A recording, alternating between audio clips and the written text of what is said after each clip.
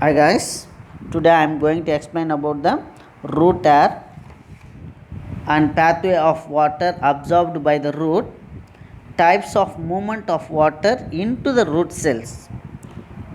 First, root air. Root air is very important because it is the water absorbing unit in plants. There are millions of root hair on the tip of the root which absorb the water and minerals by diffusions. And the root hairs are thin walled. Thin walled means the cell wall is thin and slender extension of epidermal cells that increase the surface area of absorption. And in this diagram is root tip with root hair, and this region is root cap. Root cap nu solrom. And this is the region of meristematic tissue will be present. Meristematic tissue means young tissues, and it is capable in cell division, and it is the growth region. Inga dhaan valaram. And this is the region of elongations. This is root hair, that is million of root hair will be present in one root, and this region is maturation region.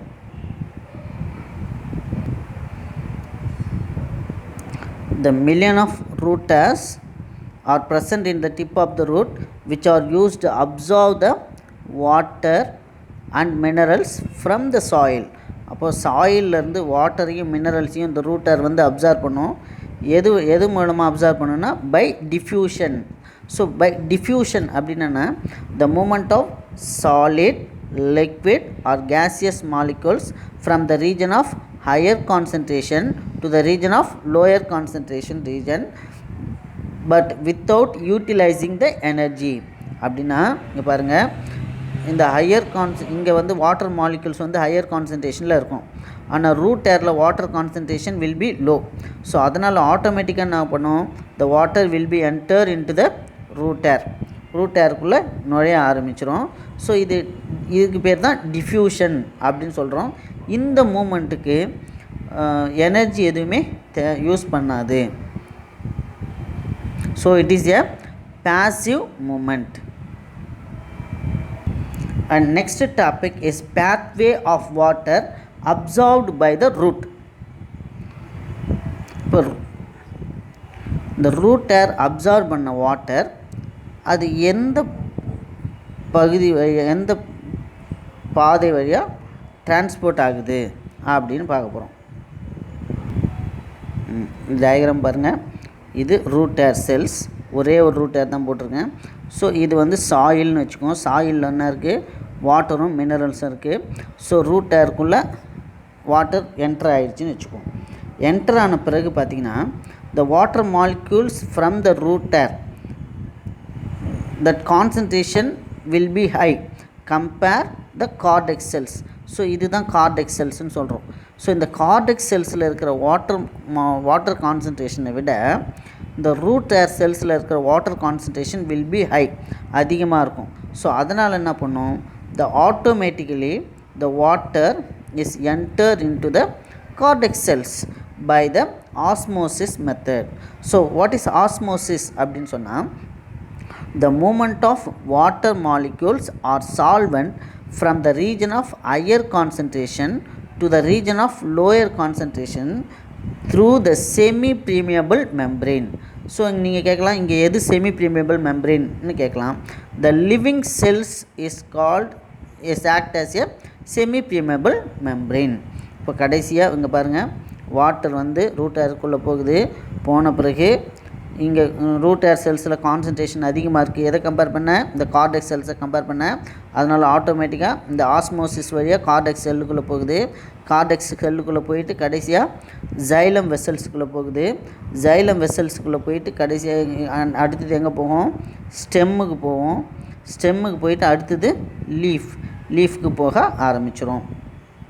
இது இப்படி இந்த வழியாக தான் water will be enter. Right.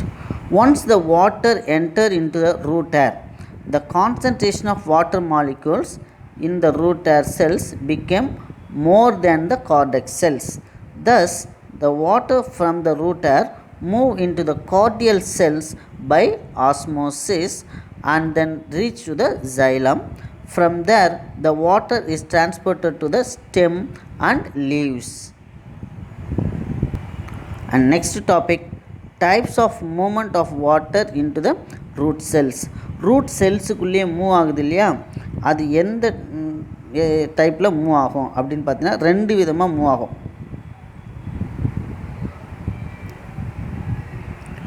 Once the water is absorbed by the root hair, it can move deeper into the root layers by two distinct pathways. First one is apoplast pathway, next one is symplast pathway. First, apoplastic pathway. The apoplastic movement of water that occurs exclusively through the intercellular space and the wall of the cells, and the apoplastic movement does not involve crossing the cell membrane. Cell membrane cross பண்ணாது, ஆனால் எது வழியாக தான் போகும், the intercellular space and cell wall. This movement is depend upon the gradient. Right, இப்போ மீண்டும் சொல்லிடுறேன். இது ஒரு செல், பிளான்ட் செல். இது பக்கத்தில் இருக்கிற இன்னொரு பிளான்ட் செல், இது இன்னொரு பிளான்ட் செல். ஸோ செல், பிளான்ட் செல்லில் ஃபஸ்ட்டு அவுட்டர் மோஸ்ட் பவுண்ட்ரி அப்படின்னு பார்த்தீங்கன்னா என்ன இருக்கும், செல் வால் இல்லையா. அதுக்கு அடுத்து செல் வாலுக்கு அடுத்து இருக்கிற லேயர் செல் மெம்ப்ரேன், அதுக்குள்ளே இருக்கிறது சைட்டோபிளாசம். ஸோ இங்கே தான் வாட்டர் இருக்குது. வாட்டர் வந்து செல் வால்குள்ளே என்டர் ஆகுது. செல் வால்குள்ளே என்டர் ஆன பிறகு அந்த வாட்டர் செல் வால் வழியாகவே போகும்.